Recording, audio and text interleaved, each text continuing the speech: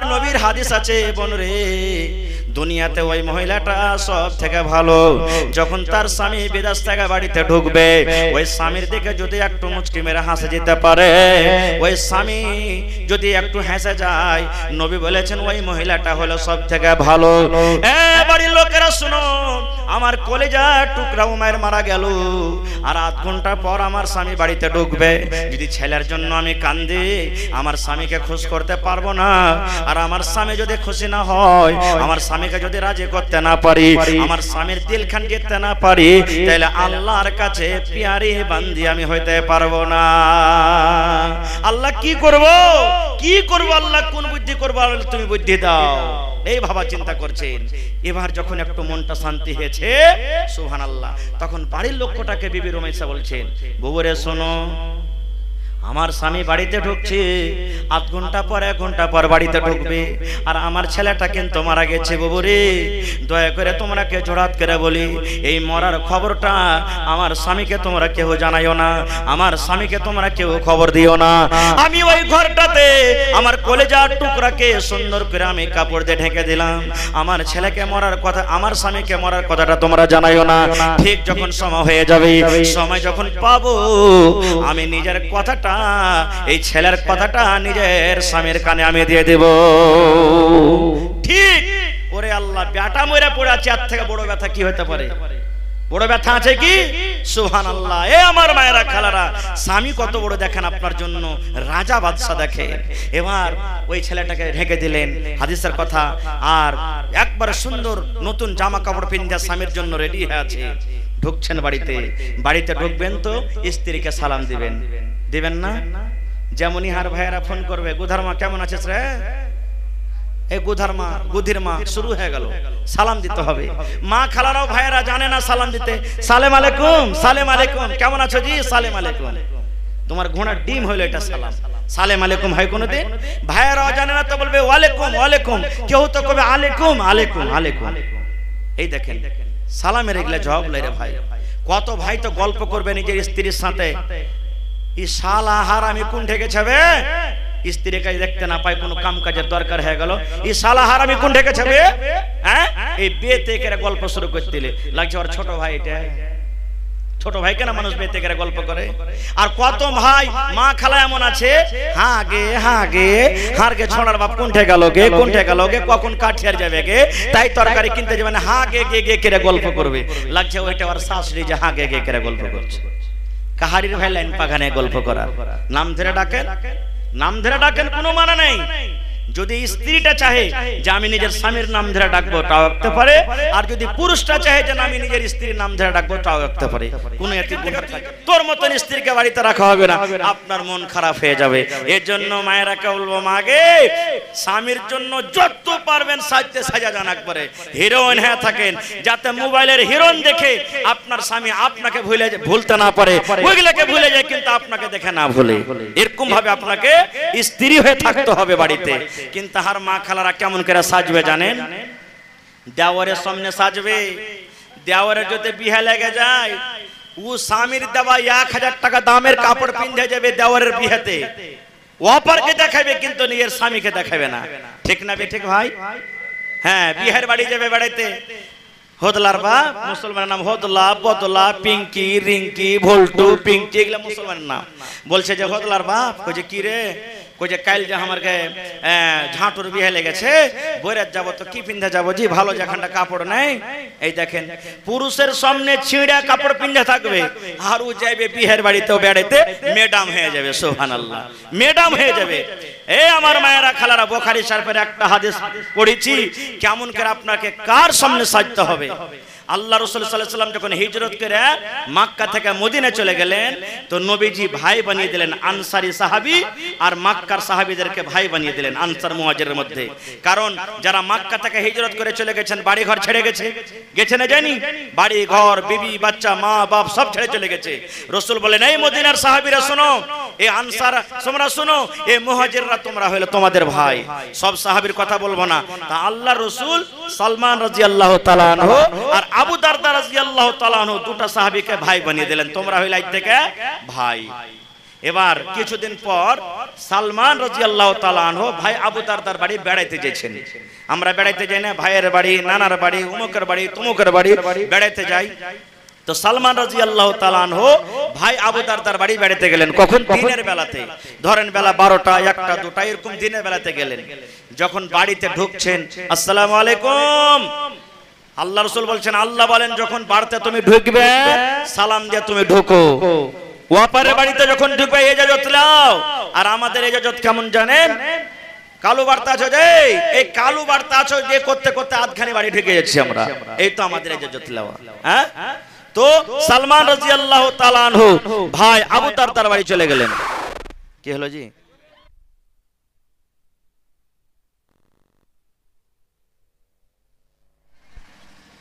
Hello hello hello hello. এবারে Salman রাদিয়াল্লাহু তাআলা আনহু ভাই আবু দারদার বাড়ি বেড়াতে গেলেন। যে সময়তে বাড়িতে বেড়াইতে গেলেন, শুনবেন হাদিসটা ভালো করে, ওই সময়তে আবু দারদা কিন্তু বাড়িতে নাই, কামে কাজে গেছে নিজের সংসারে। এবার বাড়িতে ঢুকলেন। বাড়িতে ঢোকার পর তখন বলছেন যে ভাবি,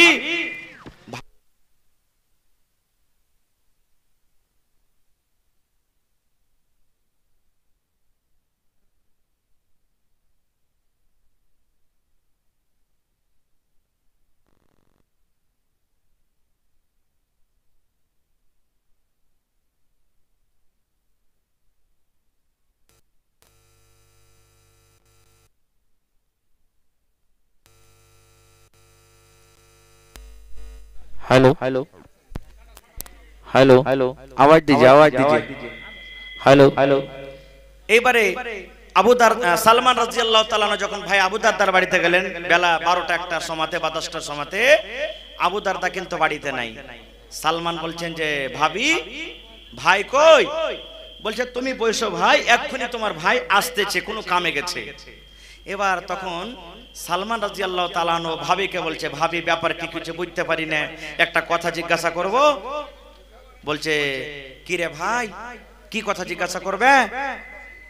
এবার তখন সালমান রাদিয়াল্লাহু তাআলা আনহু বলছেন, ভাবি কি ব্যাপার কিছু বুঝতে পারি না, তোমার চুলগুলা উস্কো খুস্কো হয়ে আছে, তোমার চুলে চিরনি করা নাই, তোমার চুলে তেল নাই, তুমি কাপড়টা যে পিন্ধা আছো কাপড়টা কিন্তু নতুন নাই, ছেঁড়া কাপড়। কি ব্যাপার ভাবি জান, তুমি কেন চুলে চিরনি করনি, তুমি চুল গলাতে তেল কেনে দাওনি, তুমি সিধা কেনে করনি, তুমি একটা সুন্দর কেন কাপড় পিন্ধনি, তুমি কেন সাজা কোজা নাও, ব্যাপারটাকে কিছু বুঝতে পারি না। এ আমার মায়েরা খালারা, হাদিসটা ভালো করে শুনেন গে মা।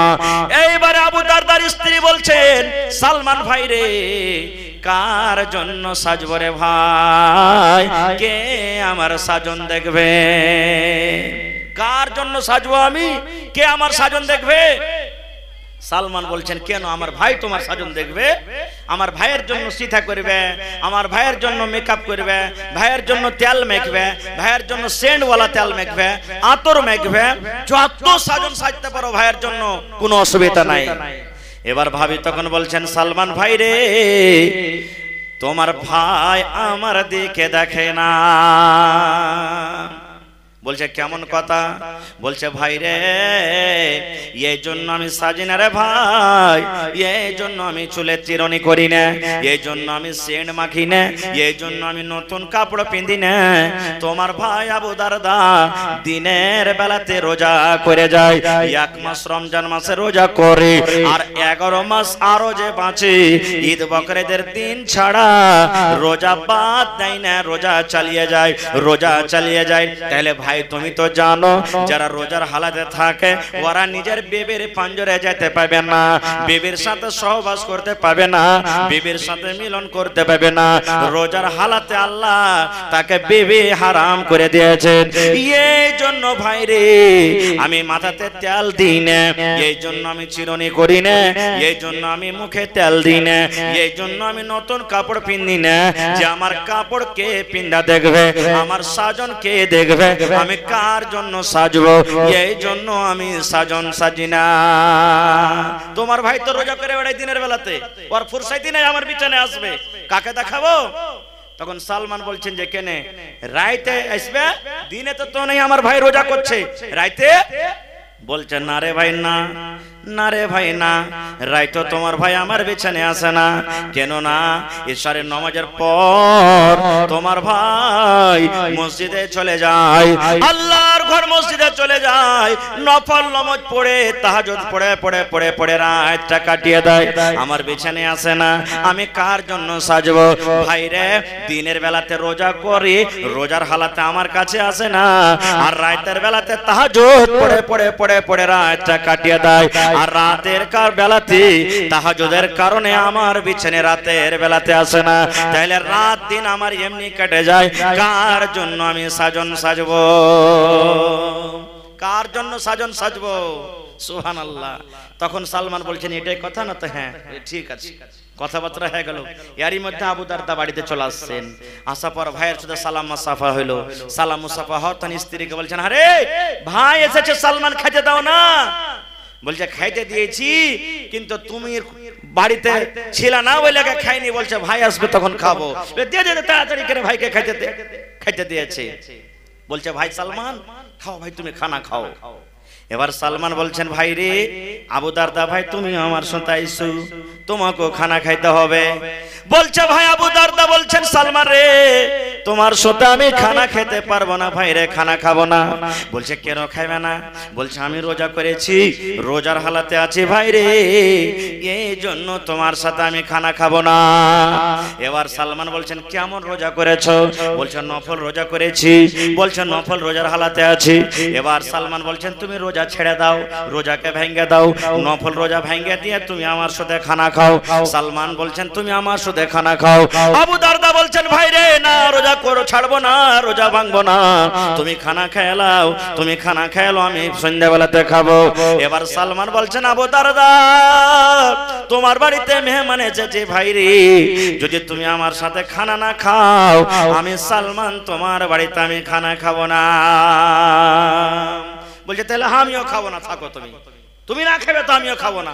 হাদিসের কথা ভাই কোনো গল্প কেসা কাহিনী নয়। কি করবে? নফল রোজা ভেঙে দিলেন। ফরজ রোজা হইতে গেলে ভাঙতে হবে না, পোলাও বেনেছে বাড়িতে, গোশত বেনেছে, মন খুব লাল লেগেছে, আল্লাহ রোজা ভেঙে দেন, কোনো ব্যাপার নেই। হ্যাঁ এবারে রোজা ভেঙে দিলেন, দিন শেষ হয়ে গেল, মাগরিব হলো, এশার হলো, তখন সালমান আবু দারদা বলছেন আবু দারদা ভাই বলছেন যে সালমান তুমি এই ঘরটাতে আরাম করো ভাই। তখন সালমান বলছেন তুমি? বলছে মসজিদ চলে গেল। বলছেন না চলবে না, হাত খানটাকে ধইরে যে ঘরে ওর স্ত্রী আছে ধাক্কাতে ভিতরে চলে দিলে। যেমন আমাদের এলাকাতে সমাজের মধ্যে চলে না, যেদিন বাসর ঘর হয়, প্রথম ঘরটা হয়, মানুষের কত মজার রাত হয় যে ভাই সে ঘরটা নাকি কত হয়, আর দোয়া করে আল্লাহ এই 8 ঘন্টার রাইটটা যদি আজ 20 ঘন্টার রাইতের সমান হইতো তো কত ভালো হইতো, 24 ঘন্টার সমান হইতো তো কত ভালো হইতো। সুবহানাল্লাহ। এ ভাই আর একটা কথা বলে দিই, খালি বাসর ঘর করলে হবে না, বাসর ঘর যখন করবেন রাসূলের হাদিস ওলামায়ে কেরাম বসে আছেন, আল্লাহ রাসূল বলেছেন যেদিন তুমি প্রথম বিবির কাছে তুমি যাইবে, প্রথম স্ত্রীর সাথে দেখা করবে, সেদিন রাসূল বলেছেন বিছানায় বসে যাও, তোমার স্ত্রী তোমার জন্য বিছানায় বসে থাকবে, আর স্ত্রীর কপালের উপরকার এই 2-3টা চুল ধরে লাও, আর চুল ধরে তোমাকে একটা দোয়া পড়তে হবে, আল্লাহুম্মা ইন্নী আসআলুকা খায়রাহা ওয়া খায়রা মা জাবালতা আলাইহি ওয়া আউযু বিকা মিন শাররিহা ওয়া শাররি মা জাবালতা আলাইহি। এটা দোয়া পড়তে হবে। তারপরে ভালো মন্দ গল্প করেন, তারপরে হাম্মি স্ত্রী করার দোয়া পড়ে তখন বিবির সাথে মিলতে হবে। এটা হলো সুন্নাত তরিকা। খৈর আমি ওদিকে যাব না খুব। এবার আমরা জানি যখন মানুষের বিয়ে হয়, প্রথম যখন ঘর হয় মানুষের বাসর ঘর দেয়, যারা মজাকিয়া মানুষ থাকে ধরে রেখে ঘরে ভেরে দেয়, বাইরে থেকে ঘর লাগিয়ে দেয়, এরকম হায়রাত। আবু দারদা বলছেন আমার ভাই সালমান আমার স্ত্রী যে ঘরে আছে আমাকে একটা ধাক্কা দিয়ে ঘরের ভিতরে ভরে দিল, যাও এখনো তাহাজ্জুদের নামাজ পড়া হয়নি। সালমান বলছেন আমিও নামাজ পড়বো, নামাজের টাইমে তোমাকে জাগিয়ে দেবো, তুমি এখন থাকো। রাত কাটলো, 12টা গেল, 1টা গেল, 2টা গেল, ঠিক 2টা 3টার সময়তে এবার সালমান বলছেন আবু দারদা ভাই এখন তুমি উঠে যাও, এখন তাহাজ্জুদের নামাজ সময় হয়ে গেছে, এখন তুমি উঠে যাও, তুমি বিছানা ছেড়ে দাও। এবার আবু দারদা বলেন আমি ফরজ গোসল করলাম, ফরজ গোসল করলাম। ওরে আল্লাহ ফরজ গোসল কেমন করে? যতজন লোক এখানে বসে আছেন বিয়াদবি মাফ করবেন, আমি যদি একটা একটা করে জিজ্ঞাসা করি ভাই রে বিবির সাথে মিলন করার পর কিংবা স্বপ্ন দেখেছেন স্বপ্নের পর আপনার শরীরটা নাপাক হয়ে যায়, আপনাকে গোসল করতে হবে, আপনার উপরে গোসল ফরজ হয়ে গেল। ফরজ গোসল কেমন করে করতে হবে? আমার মনে হয় দুটা চারটা লোক বলতে পারবেন, বাকি লোক কিন্তু বলতে পারবে না। ভাই রে আল্লাহর নবী যেভাবে গোসল করতে বলেছেন রে ভাই, দয়ার নবী যেভাবে গোসল করেছেন ওইভাবে যদি আপনার গোসল না হয়, আপনি গেলেন মাথাতে পানি ঢেলে দিলেন, জর্জর জর্জর করে আপনি ডল বাইয়ে দিলেন, লোটা দিয়ে পানি দিয়ে গোসল করে দিলেন, নবীর তারিকা মতো যদি গোসল না হয় জীবনভর গোসল করতে গেল আপনার কিন্তু গোসল হলো না। কোন মৌলানার পাঞ্জরে বসে ফরজ গোসল কেমন করতে হয় শিখে নেবেন। খায়ের যা হোক, এবার বলছেন আবু দারদা ভাই উঠো, নামাজের টাইম হয়ে গেছে। আবু দারদা বলছেন আমি উঠলাম, উঠা পর আমি গোসল করলাম, গোসল করে দুই ভাই তাহাজ্জুদের নামাজ পড়লাম, তাহাজ্জুদের নামাজ পড়ে তখন আবু দারদা বলছেন ভাই সালমান আমাকে ওয়াজ করতে লাগলো। কি ওয়াজ? এ ভাই আবু দারদা শোনো, আল্লাহ তোমাকে দুটা চোখ দিয়েছে, এই চোখ দুটাতে তোমাকে আরাম করতে হবে রে ভাই, শুধু রাত জেগে জেগে জেগে তোমাকে চোখকে কষ্ট দিতে হবে না।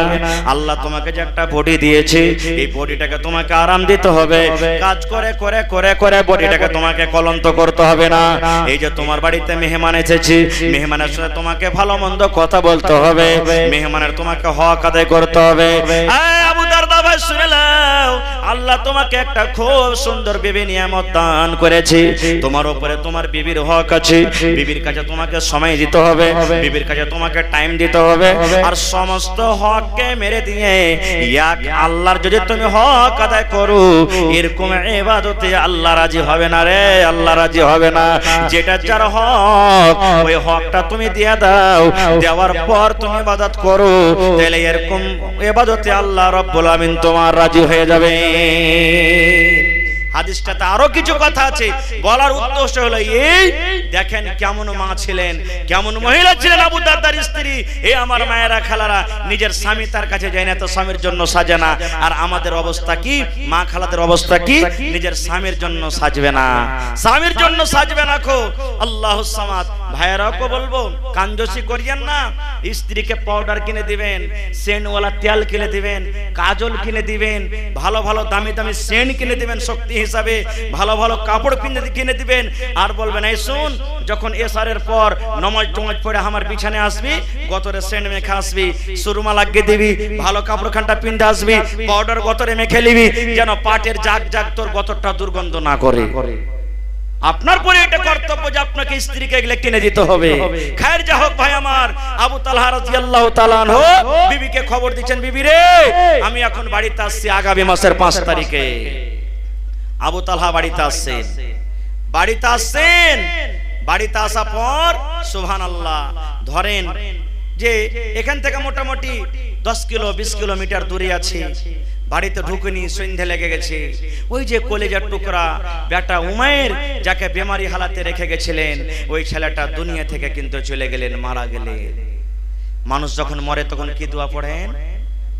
ইন্না লিল্লাহি ওয়া ইন্না ইলাইহি রাজিউন, আল্লাহুম্মা আজুরনি ফি মুসিবাতি ওয়া আখলিফ লি খায়রাম মিনহা। উম্মে সালমা আল্লাহ রাসূলের একটা স্ত্রীর নাম। যখন ওর স্ত্রী স্বামী মারা গেল, আগেকার যেটা স্বামী মারা গেল, কাঁদছে বাড়িতে বসে। নবীজি চলে গেলেন বাড়িতে, যাওয়ার পর বলেছেন আল্লাহর বান্দি তুমি দোয়াটা পড়ো, দোয়াটা পড়ো যে আল্লাহ আমার যেটা স্বামী ছিল ওর থেকে ভালো স্বামী দাও।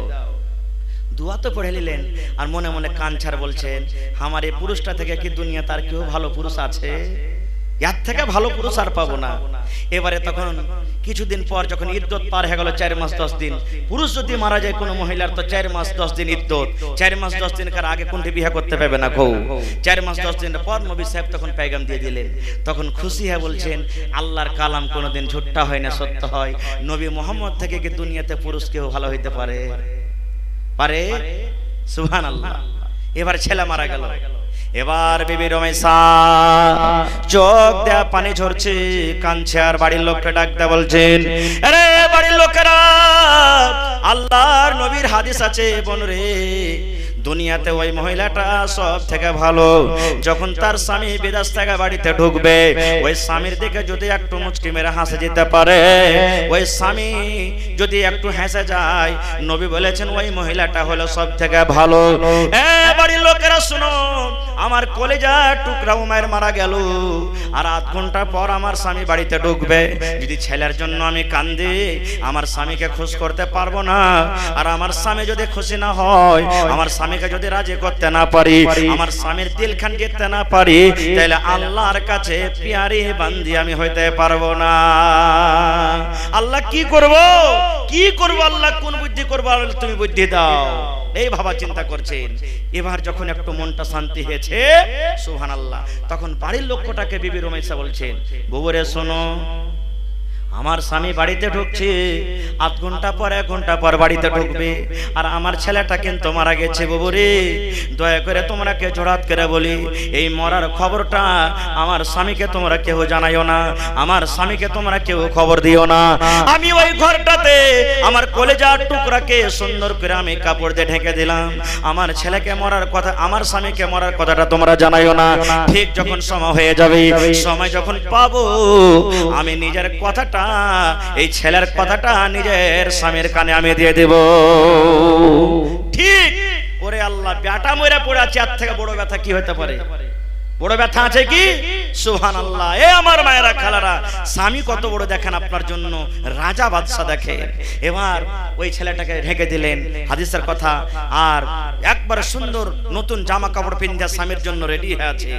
ঢুকছেন বাড়িতে, বাড়িতে ঢুকবেন তো স্ত্রীকে সালাম দিবেন, দিবেন না? যেমনই হার ভাইয়েরা ফোন করবে, গুধারমা কেমন আছিস রে, এই গুধারমা, গুধির মা, শুরু হয়ে গেল, সালাম দিতে হবে। মা খালারাও ভাইয়েরা জানে না সালাম দিতে, সালেম আলাইকুম, সালেম আলাইকুম, কেমন আছো জি, সালেম আলাইকুম। তোমার ঘোড়ার ডিম হইলো এটা সালাম, সালেম আলাইকুম হয় কোনোদিন? ভাইয়েরাও জানে না তো বলবে ওয়ালাইকুম ওয়ালাইকুম, কেউ তো কবে আলাইকুম আলাইকুম আলাইকুম। এই দেখেন সালামের এগুলা জবাব লাই রে ভাই।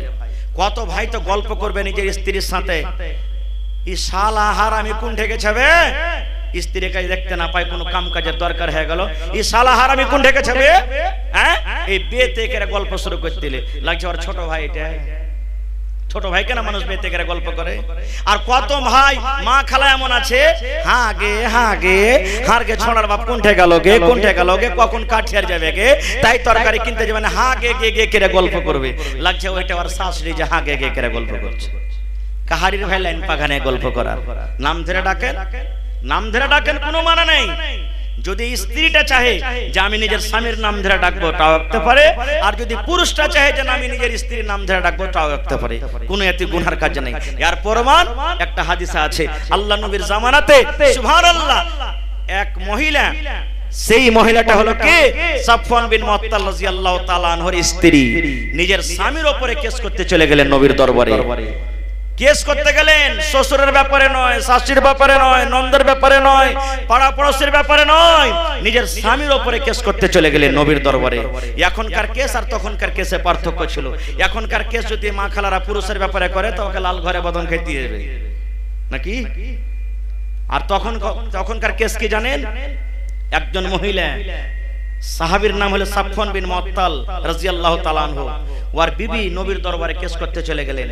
কেস করতে যদি যাইছে, শিকায়েত করতে যাইছে, তো নবীর পাঞ্জরে ওর স্বামীটা কিন্তু বসে আছেন সাফওয়ান। পুরুষের শিকায়েত ওর সামনে করতে পারবে যে ভাই আমার কে মতন লোক হয়তো চল না তোকে বাড়তে যে দেখাচ্ছি, কিন্তু কেমন মহিলা ছিলেন দেখেন। সব সাহাবীরা বসে আছেন, ওর স্বামীটা বসে আছেন, যে আল্লাহ রাসূল বলছেন আসসালামু আলাইকুম ওয়া রাহমাতুল্লাহ, আল্লাহ রাসূল বলছেন ওয়া আলাইকুম আসসালাম, কি ব্যাপার? এবার সেই মহিলা বলছেন, আল্লাহর নবী গো, এই যে সাফওয়ান বিন মুআত্তাল নাম ধরে বলছেন, সাফওয়ান বিন মুআত্তাল আমার স্বামী, এই যে আপনার পাঞ্জরে বসে আছেন, আল্লাহর রাসূল গো এটা হলো আমার স্বামী, তার ব্যাপারে তিনখানা শিকায়েত নিয়ে এসেছে গো নবীজি, তিনখানা কেস করতে এসেছি, তিনখানা শিকায়েত নিয়ে এসেছি। সেই মহিলা বলছেন, এক নম্বর কেস নবী গো, আমি যখন নামাজ পড়ি, আমি নামাজের হালাতে থাকি, হয়তো আমি রুকুতে আছি, কিংবা আমি সাজদাতে আছি, কিংবা আমি তাশাহুদে বসে আছি। সেই মহিলা বলছেন, ইয়া রাসূলুল্লাহ আমি যখন নামাজের হালাতে থাকি নবী গো, আমার স্বামী আমাকে নামাজের হালাতে মারে, ফাইট মারে, কিল মারে, গুতা মারে, আর বলে বিবি রে নামাজ ছেড়ে দে রে বিবি, নামাজ পড়িতে হবে না। মারে নবী গো নামাজের হালাতে, আমাকে বলে নামাজ ছাড়, নামাজ পড়িতে হবে না। একদিন হলো, দুদিন হলো, 3 দিন হলো গো নবীজি, আমি সহ্য না করতে পেরে আমি আপনার দরবারে আমার স্বামীর শিকায়ত নিয়ে এসেছি, একটু জিজ্ঞাসা করেন তো আমাকে নামাজের হালাতে কেন মারে, আমি কি ভুল করি, কি অপরাধ করি, নামাজের হালাতে কেন আমাকে মারে। 2 নম্বর নবী গো, আমি যখন রোজা রাখি, আমার রোজাটাকে ভেঙে দেয়, আমার রোজাটাকে ভেঙে দেয়, আমার মুখে খাজর দিয়ে দেয়, কিংবা আমার মুখে পানি দিয়ে দেয়, কিংবা আমার মুখে ছাতু দিয়ে দেয়, কিংবা আমি যদি মুখটা বন্ধ করে রাখি, না ছাড়বো না রোজা, আমাকে হাত খানটাকে ধরে আমাকে বিছানায় নিয়ে চলে যায়, আর আমার সাথে সহবাস করে আমার রোজাটাকে ভেঙে দেয়। কয়টা হলো? 2টা। 3 নম্বর নবী গো, আমার স্বামী সাফওয়ান ফজরের নামাজ পড়ে যখন সূর্য উঠে যায়, সূর্য উঠার আগে নামাজ পড়ে না, সূর্য উঠে তখন নামাজ পড়ে। 3 শিকায়ত হয়ে গেল। এবারে নবীজি তখন তার স্বামীকে বলছেন, সাফওয়ান তোমার স্ত্রী যে তোমার ব্যাপারে 3টা কেস করেছে, কেমন কি রে বাবা, সত্য না মিথ্যা? এই জামানার যদি আমরা মানুষ হতাম, মুখ চোখকে লাল করে বলতাম, হলের বেটি হলে তোকে খাইটা দিচ্ছে, কাপড় দিচ্ছে, পিনতে দিচ্ছি, আর তুই এটাকে আমাকে কেস করতে এসে, চল বাড়িতে তোকে দেখাচ্ছি আমি যে। কিন্তু সুবহানাল্লাহ, হায়রে আল্লাহ এমন সাহাবী যার সিনাতে কোরআন, যার আল্লাহর ডর, জাহান্নাম বলে ভয়, সেই সাহাবী বলছেন, ইয়া রাসূলুল্লাহ আজ যদি আপনার সামনে মিথ্যা কথা বলে পালিয়ে যায়, না নবী গো আমি তাকে মারি না, না নবী গো আমি রোজা ভাঙি না, না নবী গো আমি সূর্য ওঠার আগে নামাজ পড়ি, হয়তো আমি পার হয়ে যাব, কিন্তু আল্লাহর কোরআন বলেন, আল ইয়াউমা নাখতিমু আলা আফওয়াহিহিম ওয়া তুকাল্লিমুনা আইদিহিম ওয়া তাশহাদু আরজুলুহুম বিমা কানু ইয়াকসিবুন। আল্লাহ রাব্বুল আলামিন কিয়ামতের দিন মানুষের মুখে লাগাম লাগিয়ে দিবেন। আল্লাহ রাব্বুল আলামিন হাতকে বলবেন, হাত রে কথা বল, হাত কথা বলতে শুরু করবে, পা গাওয়া দিয়ে দিবে, বিমা কানু ইয়াকসিবুন, জীবনে যা কিছু করব। সেই সাহাবী বলছেন, ইয়া রাসূলুল্লাহ আমার স্ত্রী আমার ব্যাপারে যা বলেছেন সব সত্য নবী গো, সব সত্য। নামাজের হালাতে বিবিকে আমি মারি, রোজার হালাতে রোজাকে আমি ভেঙে দিই, আর আমি নামাজ পড়ি ফজরের সূর্য ওঠা পর। 3টা শিকায়ত সত্য গো নবীজি, আমার বিবি আমার ব্যাপারে যা বলেছেন সব সত্য, সব সত্য, একটা মিথ্যা কথা বলেনি। এবারে নবী তখন বলছেন, হারে বাবা নামাজ তো হলো আল্লাহর একটা ইবাদত, নামাজের হালাতে মারতে হয় না, তুমি মারো কেন, কারণটা কি? এ মায়েরা এবার শুনেন।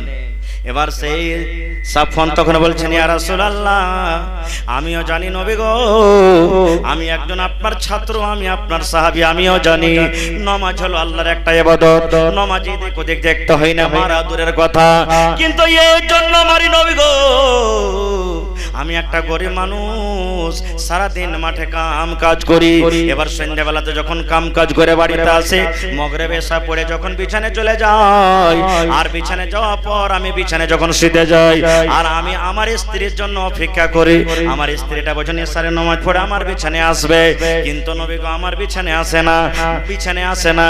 এই করতে করতে করতে করতে আমি একদিন দেখলাম, 2 দিন দেখলাম, 3 দিন দেখলাম। ওরে সুবহানাল্লাহ, সেই সাফওয়ান বলছেন, ইয়া রাসূলুল্লাহ কোরআনে কোরআনের মধ্যে যেগুলা বড় বড় সূরা নবী গো, যেমন সূরা মায়েদা, সূরা আলে ইমরান, সূরা নিসা, এই কোরআনে যেগুলা বড় বড় সূরা, দুটা করে সূরা এক এক রেখাতে তেলাওয়াত করেন। তাহলে বলেন নবী গো 4 রাকাত নামাজ পড়তে কত লম্বা হতে পারে? দুটা করে সূরা এক রাকাতে পড়েন, দুটা সূরা মোটামুটি 4 পারা কিংবা 4.5 পারা, 4 পারা কিংবা 4.5 পারা কোরআন এক রাকাত নামাজে তেলাওয়াত করেন। কত লম্বা হতে পারে? আর আজ যদি তারাবির নামাজে যদি খালি ইমাম সাহেব খালি 1 থেকে 2 রুকু কই দেয়, তারপর দিন থেকে কত লোক মসজিদে আসবে না? আর কত লোক কই যে মুলবির কে কাম কাজ থাকে না, তো এত লম্বা করে পড়ছে, এত কি লম্বা করতে হয় যে মুলি সাহেব? বলবো না, খাসতে যাব। সে মহিলা 4 পারা কিংবা 4.5 পারা কোরআন এক রেখাতে তেলাওয়াত করছেন। তাহলে বলেন 4 রাকাত যদি নামাজ পড়ে, 8 রাকাত যদি তাহাজ্জুদ পড়ে, তো কত সময় লাগতে পারে? সে সাহাবী বলছেন, ইয়া রাসূলুল্লাহ, কোনদিন মুয়াজ্জিন সাহেব ফজরের টাইমে আজান দিয়ে দেয়, ওরে আল্লাহ আমি অপেক্ষা করে বুঝেন আমার বিবি বিছানা আসবে, কিন্তু আসে না। আমার বিবিকে একদিন আমি বললাম, বিবি রে আমি একটা গরিব মানুষ, সারাদিন মাঠে কাম কাজ করি রে বিবি, তুমি তাড়াহুড়া করে আমার বিছানায় তুমি আসিও, কিন্তু আমার কথা শুনে না। আমি একদিন দেখলাম, 2 দিন দেখলাম, 3 দিন দেখলাম, আল্লাহর নবী গো আমি গরিব মানুষ, বিছানায় শুয়ে আমার ঘুম আসে না। আমি একবার এদিকে কট ঘুরি ওদিকে কট ঘুরি, আমার বিছানায় ঘুম আসে না। আমি তখন আমার বিবিকে বলি, বিবি রে তুমি একটু তাড়াহুড়া করে আমার বিছানায় এসো, আমার মাথাটা একটু দাবিয়ে দাও, গা হাতে তুমি একটু তেল দিয়ে দাও, পাটা তুমি একটু আমার দাবিয়ে দাও। আমার কথা মানে না, নামাজ লম্বা লম্বা করে পড়িতে থাকে। আমি যখন সহ্য না করতে পারি, তখন আমি বিছান থেকে উঠে আমার বিবিকে আমি নামাজের হালাতে কিল মারি, আমি ফাইট মারি, আর বলে, বিবি রে নামাজ ছেড়ে দে রে বিবি, নামাজ পড়তে হবে না। আমার বিছানা আসে না বলে আমি তাকে মারছি নবীজি, আমি এমনি মারি না তাকে। নবীজি কি ফতোয়া দিলেন? এ মহিলারা তোমরা শুনে নাও, এ আল্লাহ বলে মহিলা তোমরা শুনে নাও, তোমার স্বামীরা যখন বাড়িতে থাকবে, নামাজ যখন তোমরা পড়বে, লম্বা লম্বা করে সূরা তোমাদেরকে পড়িতে হবে না। কোরআনের মধ্যে যেগুলা ছোট ছোট সূরা, সূরা তারিক, আম্মা ইয়াতাসালুন, ওয়াইলুল লিল মুতাফিফিন, আবাসা ওয়া তাওয়াল্লা, ওয়াস সামা'i ওয়াত তারিক, সূরা জিলজাল,